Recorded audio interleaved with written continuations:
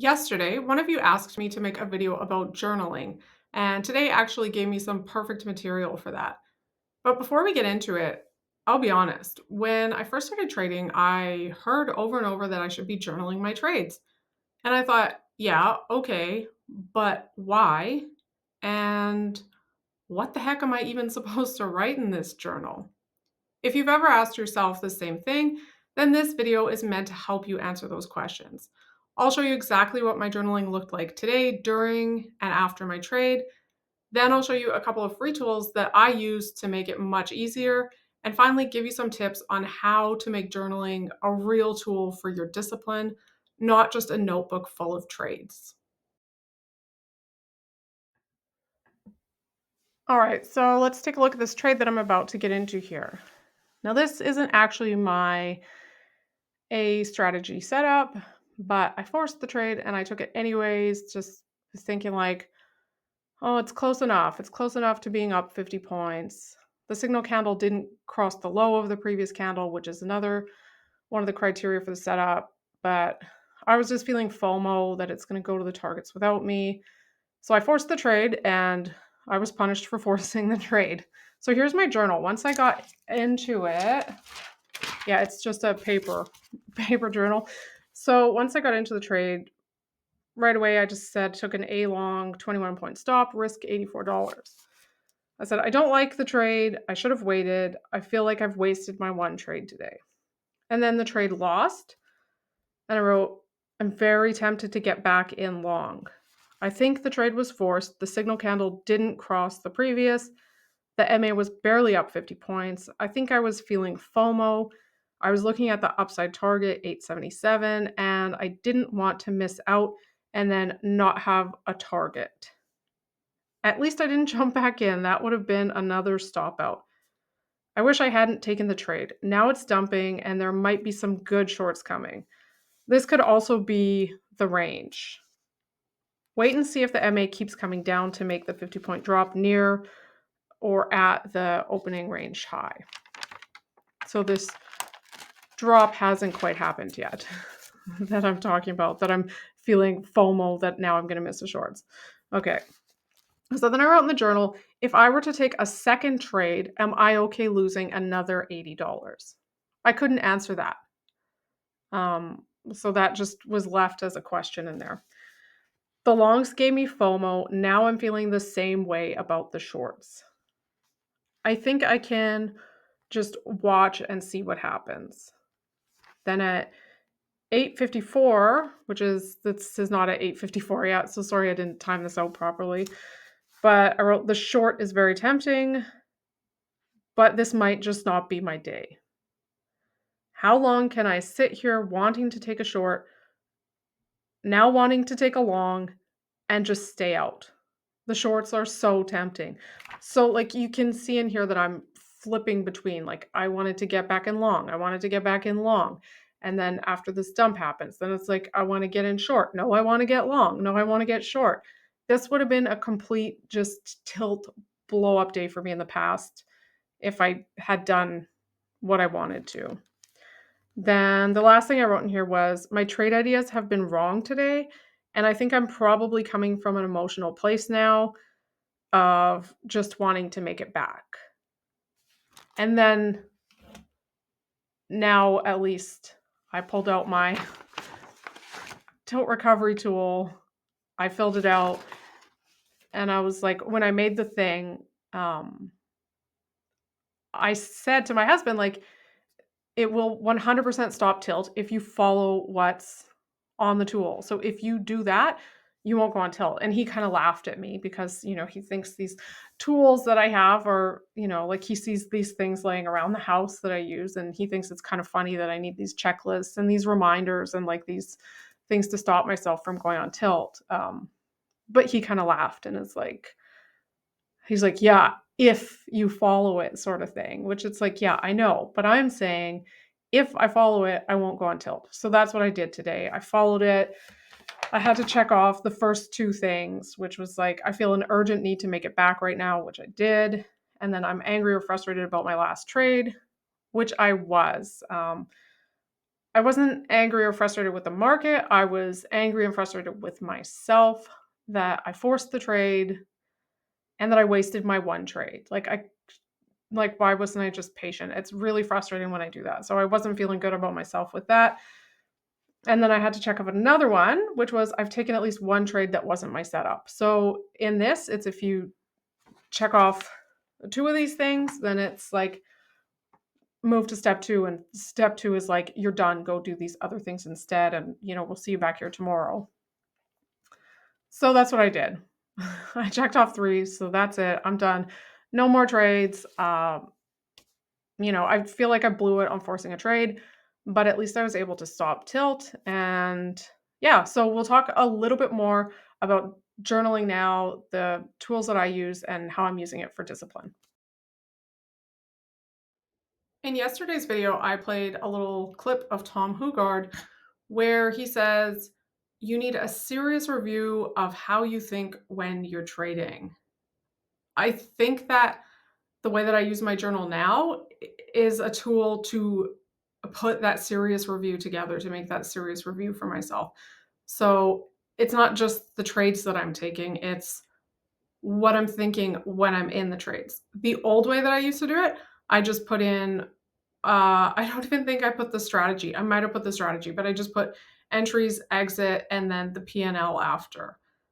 I have books full of that and they're pretty useless. Like there's nothing that I can really get from them that's going to help me now or even at the time. So I think I was just journaling to journal because everyone was telling me I needed to journal, but I didn't know what the heck I was doing. My new way is very much focused on the thoughts, the feelings, and the impulses when I'm in a trade. Once I started doing this, it was easier to recognize the patterns. Even just like the act of writing it down when I'm writing it down made it easier to be like for an example with me, I always, as soon as I'm in a trade, I think, oh, this is going to lose. This doesn't look good. It's going to lose. And I realized pretty early on when I started journaling how I was feeling and thinking in a trade that I always think that. I always think this is going to lose. And just writing it down made me really realize, okay, I always think this. So um, this thought isn't helpful and I don't need to adjust my trading based on it. Like I don't need to jump out of the trade because I think, uh-oh, this doesn't look good, because it never looks good when I first get in them. I think we can sort of steal something from meditation, and that's the idea of trying to be the watcher, just observing the thoughts, observing the feelings, and don't judge them. Honestly, write down what you're thinking and feeling. You don't need to ever share your journal entries with anyone, and if anyone ever finds them, they'll see it's trading and be like, oh, boring, and not even look at it. So you don't have to worry that anyone's ever going to see these kind of like crazy ramblings that go on in your head during a trade. I just think that the first step to better discipline and to fixing these recurring problems that we have and breaking these cycles is awareness. So awareness means better discipline.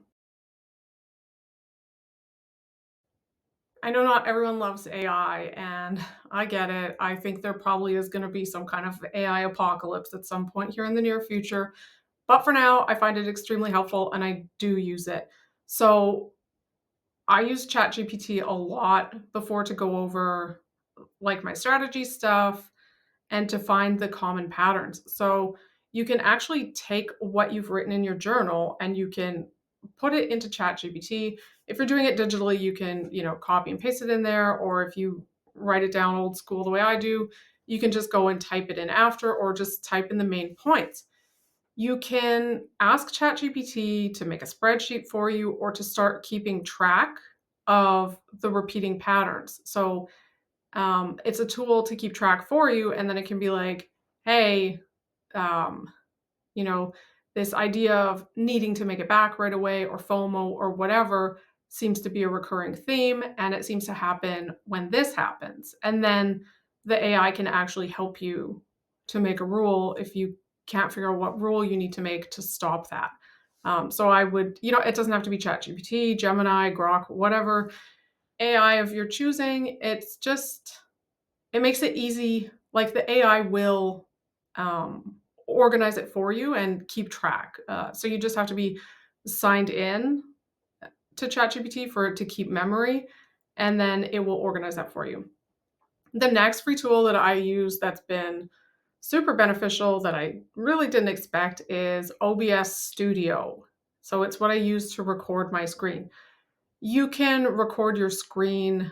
I record it without audio. I don't I tried recording with audio to like talk through what I was thinking during the trades, and it was just like I found that way too distracting. I missed trade entries, and right away I was just like, no, I need to get rid of this and just it can record the screen and I can write down what's going on in my head. But it's great because it allows you to see, well, you have a record of your trades. So that's maybe the most important part is you can go back and actually watch your trades. It's very simple. Watch like a 5 to 10 minute YouTube video on how to use it. And then that's it. That's really all you need. I have mine set up on my PC. So when I'm done with a video, I just click on it and I say edit with like Clipchamp, the built-in editor that Microsoft has. I just cut it down to the actual trade so I don't have like, 2 hours of footage. So that way you can go back and easily review it. So I would really encourage you to build a video library of your trades. If you want, you can go in after you do your journal, you can edit the clip down, and then you can put text of your journal on the screen. So that might work really well. Or if you're better at just verbally saying how you're feeling, you could also do that while you're in the trade and then not be journaling on paper. So totally up to you, whatever works best for you. But I think it just really allows you to see your trading behavior. So for me, it was like, oh, okay, yep, it's like staring me right in the face when I just lose a trade and mark it right back in. Like today, where I lost on that long, before I would have just marked it right back in long again, and then I probably would have flipped short at the bottom and lost there, and then it, account gone sort of situation. So it really helped with seeing that. I also, when I started recording the screen, I was like, I'm a crazy person. As soon as I get into a trade, like I could see just like the mouse was, I don't know why, it was all over the place. I was, flipping between multiple different charts and like I just really saw how chaotic my behavior was in the trade. So I'm sure as chaotic as that was, my mind was probably much worse than what was showing up on the screen. So the goal is really to spot the patterns and gain more awareness. And with these tools, we can have a better understanding of the patterns and a better way of keeping track and putting them together so that we can actually use them in a way to improve our trading, to improve our discipline, and start figuring out how we can change the way that we think when we're in a trade, or at least to ignore the thoughts that just aren't helpful. Journaling doesn't have to be perfect. It doesn't have to be done a certain way. It just has to keep up with your trading and capture as best as you possibly can what's happening in your head. For me, that's been probably the biggest shift in discipline. I'd love to hear from you guys. What does your journaling look like? Or is it something that you kind of struggle to stick with or do consistently? If you made it to the end, thank you for sticking around. This one turned out to be a little bit long. I usually like to keep my videos kind of around 10 minutes because I know everyone's busy, but I guess this journaling thing was important and I just had a bit more to share on it. So, yeah, I'd love to hear from you guys on how you journal and, have you found a way to work it into your discipline and actually learn from your journaling? Because that's, I guess, the main point of it. All right.